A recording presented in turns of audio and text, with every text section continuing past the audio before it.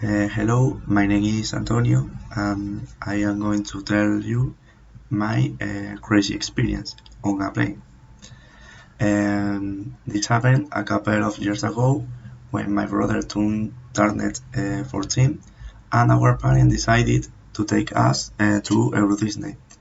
My father was the one who leads want to go because due to he is afraid to travel by plane. However, he agreed to go because what wouldn't parents do for their children?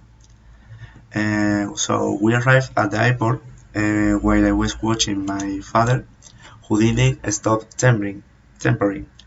I tried to calm down him, saying that everything it will be was going to be fine. I don't think that it much use because he started to touch his hair like it was going fall out.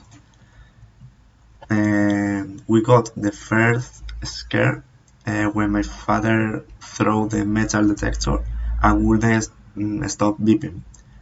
At that moment, I remember that my father looked at my mother with a face saying, "I shouldn't have gone." His face was very funny. Finally, they took him to a room to search him, while my mother told them, "Hurry up, we still have to check in our suitcase." Me and my brother were hallucinating with the situation, although not so much, because we already knew that usually happens on our family trip. A few minutes later, my father left the room and met us again. Then we approach to the place where you have to show the flight tickets, the ID, and the passport. And you can imagine what happened. My father didn't have didn't carry the ID because he thought that he had left in the room where they checked him.